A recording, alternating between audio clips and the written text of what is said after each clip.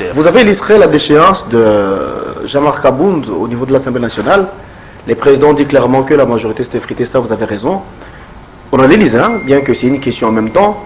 Moi j'estime que hier, quand il y avait la coalition FCC-Cash, les Cash peut-être ne jouaient pas franc jeu vis-à-vis, plutôt les FCC ne jouaient pas franc jeu vis-à-vis du Cash, parce que c'était fait d'une manière rapide, que Kabound avait cédé son siège. Aujourd'hui, le chef de l'État remet en cause la majorité au niveau du Parlement. Il a promis de nommer un informateur s'il s'avérait que les FCC continuent à garder la majorité. Comment le président va s'y prendre? Non, mais écoutez, je ne vois pas comment le FCC la coalition FCC-Cash va continuer à garder la majorité. Je vous ai donné deux faits. Le FCC, je vous ai donné deux faits. Majoritaire. Parce que le FCC, même sans les Cash, les FCC pouvaient bien avoir un Premier ministre. Je viens de vous donner deux faits.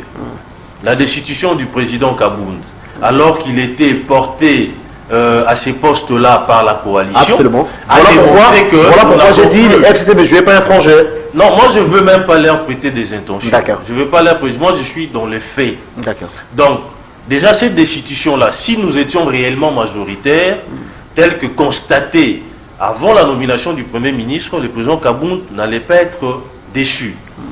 Deuxième fait, c'est la pétition contre l'honorable présidente Jeanine Mabunda.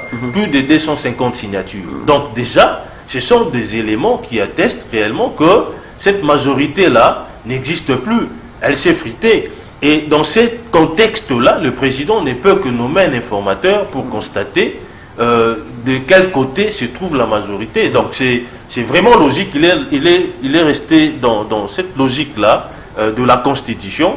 Et c'est vrai que la fois passée, il n'y avait pas un informateur, mais cette fois-ci, il faut un informateur au vu de certaines réalités, au vu du paysage politique actuel au sein de l'Assemblée nationale. Je crois qu'il est impérieux que le président nomme un informateur. Alors, est-ce qu'on peut dire en clair ici que nos députés nationaux n'arrivent pas à jouer les francs jeux? Je me permets de le dire encore. Pourquoi? Parce que vous avez évoqué la pétition de la présidente de la dite Assemblée. De l'autre côté, il y a plus de 320 signatures, si je m'abuse, de députés nationaux, bien sûr, qui, à leur manière, arrivent à soutenir le bureau de l'Assemblée nationale. De l'autre côté, on nous parle de 200 et quelques, donc apparemment, c'est plus de 500 députés déjà. Finalement, on ne comprend plus rien. Non, non, vous savez, il y a des actions qu'on mène juste pour la consommation du public, juste pour divertir les gens, pour détourner l'attention des gens. Vous savez, le moment le plus difficile pour un député. Mais comment vous pouvez faire foi c'est celui à la pétition? Le moment le plus difficile pour un député, c'est celui d'apposer sa signature sur une pétition, parce que là, il s'est dévoilé. Le vote, il est parfois secret, on ne sait pas, va-t-il voter pour ou contre, mais le fait d'apposer la signature, ça veut dire qu'on s'est engagé en âme et conscience. Et la pétition, elle est là. Les pétitions sont là, contre tout le membre du bureau. Vous avez vu le nombre de signatures. Et on nous apprendra qu'il y a quoi en écriture, hein? Il y a certaines personnes qui réclament qui n'ont pas apposé la signature au niveau de la pétition. Je n'ai pas entendu ça, je n'ai pas entendu quelqu'un... J'ai suivi Nzekouye, le député Nzekouye, qui était clair pour parler de ça. Son nom ne figure pas, il n'est pas signateur. Il ne peut pas se faire l'avocat de quelqu'un qui n'est pas victime. Donc que la victime elle-même se prononce. Que la personne qui s'est sentie lésée par le fait que son nom est repris sur la liste et la signature a été falsifiée, je crois que c'est cette personne-là qui doit faire des déclarations. Il ne faut pas vous accuser gratuitement alors que les personnes qui ont apposé leur signature sont responsables et ils sont conséquentes, excusez-moi, donc ils assument justement les actes qu'elles ont posés. Donc s'agissant du soutien, j'ai lu ça dans les réseaux sociaux, vous verrez, on a écrit la date, on a écrit la date d'ici décembre, oui. Alors que dans le corps, c'est-à-dire certains noms, il y a des dates qui remontent un peu plus haut. De plusieurs mois. Donc déjà ça prouve à suffisance que ce soutien-là n'est pas authentique. Comme qui dirait, il y a jamais des crimes parfaits. Hein. Il y a différence des dates, donc ce n'est pas authentique.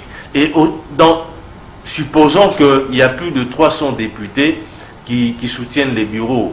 Mais pourquoi est-ce que ils se sont arrangés pour fermer tout le bureau au fin de ne pas recevoir les différentes pétitions. Mais parlons du bureau.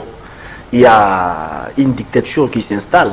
D'aucuns pensent qu'on est où là? C'est la question que Demilé se pose en ce moment.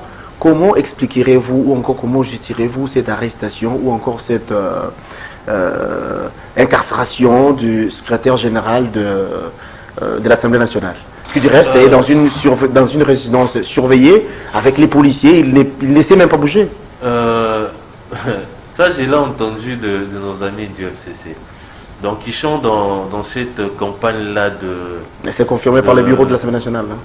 Non, mais écoutez, un bureau qui est en passe d'être destitué ne peut que tenir de tels propos, de tels discours. Donc, ça ne peut pas nous surprendre, nous. Mais je n'ai pas entendu le secrétaire général lui-même dire qu'il a été séquestré. Il est venu, il a réceptionné justement les pétitions. Et il est libre de ses mouvements, il est libre de mouvements. Il semblerait qu'on est allé vers lui pour qu'il puisse signer quelques documents. Vous organisez pour que tout le bureau soit fermé, afin de ne pas recevoir les pétitions.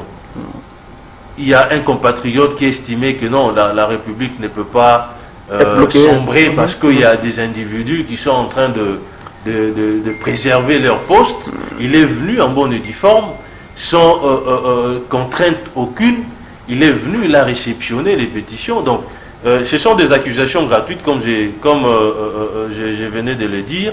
Et nos amis, depuis un certain moment, ils se sont distingués dans des déclarations, parfois l'emporte-pièce, des accusations gratuites. On a violé la Constitution ici, on a violé la Constitution là-bas. Alors que si vous leur demandez quelles sont les dispositions qui ont été violées, ils sont en train de balbutier. Donc, ce sont des accusations gratuites. Les pétitions ont été reçues.